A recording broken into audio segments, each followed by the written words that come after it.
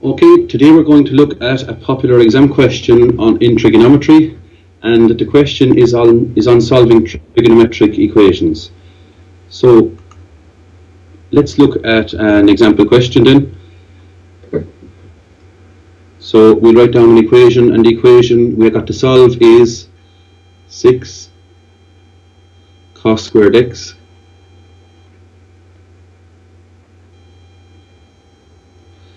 plus sin x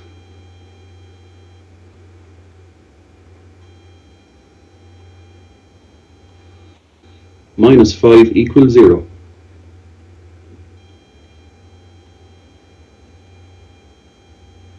And x must be between 0 and 360 degrees.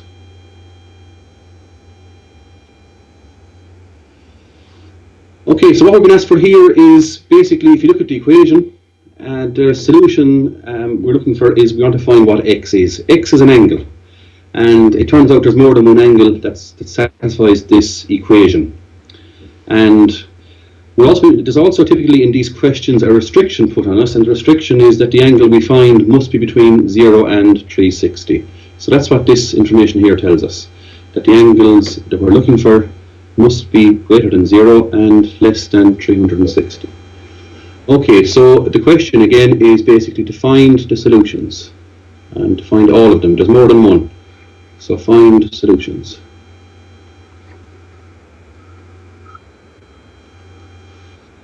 So let's start then.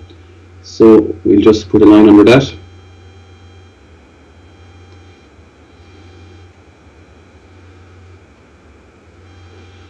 And let's take a closer look at what we've got here. We've got 6 cos squared x. First thing you'll notice is that it's a hard equation to solve. It's actually unsolvable in its current state because we've got a cos and a sine mixed up into one equation. So we're going to try and change that cos into sine form. And the way we can do that is by using a well-known identity, which you would have come across early on in trigonometry, which is that sine squared plus cos squared is equal to 1. If sine squared plus cos squared is 1, well then cos squared is the same as 1 minus sine squared. So we can replace that with 1 minus sine squared x.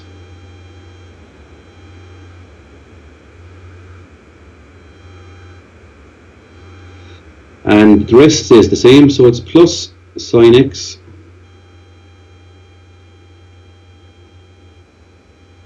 minus 5 equals 0.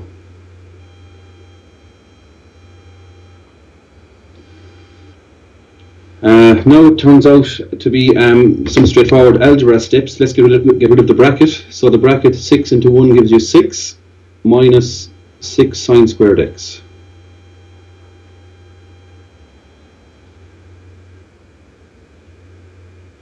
And we've still got a plus sine x.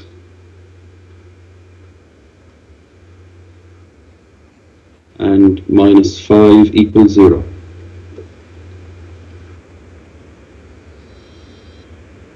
You should see at this stage it's turning out to be in the standard quadratic format. We've got a sine squared, we've got a squared term, and we've got a normal to the power of 1 term here, and a constant. 6 minus 5 gives you 1, so that's our constant term. So we can rewrite it in our standard quadratic form, bringing the squared term to the front and making it plus, which means that goes across to the other side as a plus. So it becomes 6 sine squared x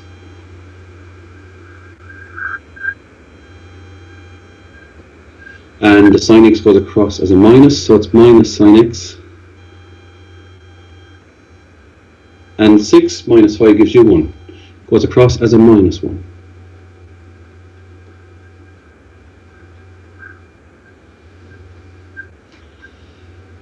Let's open two brackets to get factors in the standard quadratic way.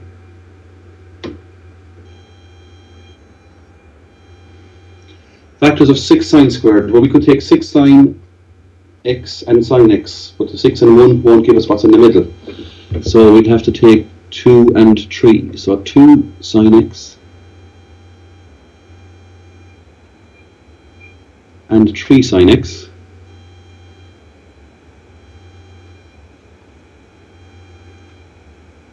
And the factors of the 1 here are just 1 and 1. We need a minus in the middle, so the 3 will have to be plus here. So that gives a plus and a minus. Now, if this by this equals 0, well, that means individually this or this must be 0. So we can write 2 sine x plus 1 equals 0, or 3 sine x minus 1 equals 0.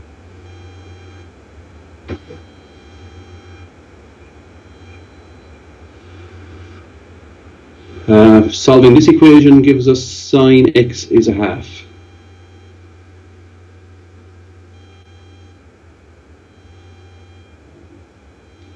Actually, it gives us sine x is minus, take it to 1 across, it's a minus 1 over 2.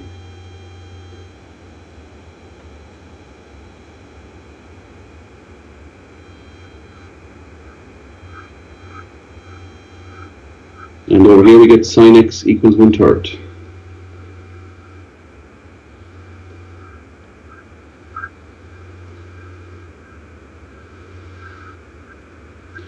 Now let's look at these two solutions more closely. Let's ignore the minus for the moment. If the angle was a half, well, the answer would be 30 degrees from your tables. Page 9 of our tables tells us that if the angle is a half, the answer would be 30 degrees. And also over here, if the angle was 1/3, if the sine of the angle was 1/3, which is 0.333, and if you get the inverse sine of that on your calculator, you get 19.46 degrees. We round that off to 19.5 degrees. So you get 19.5 degrees.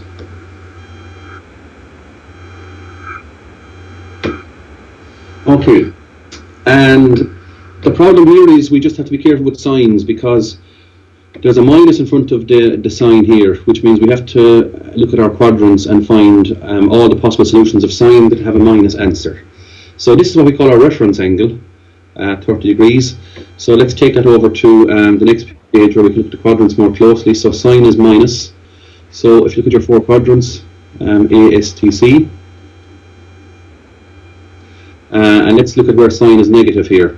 So sine is negative in these 2 quadrants. So we're talking about some place in here. And the angle is 30, so it's either here or here. And again, let's look, we always measure the angle from the 0 point. So let's go around here. So there's our first answer, all the way around to here. So that's 180, which means this is 180 plus 30, that's 30 in there, don't forget. So it's 180 plus 30, which is 210. And secondly, we start off here again. This is our starting point, and go all around to here. And if we note that that is 360, a full revolution, and we're 30 short of that because this is 30 in here, well, back to here must be 330.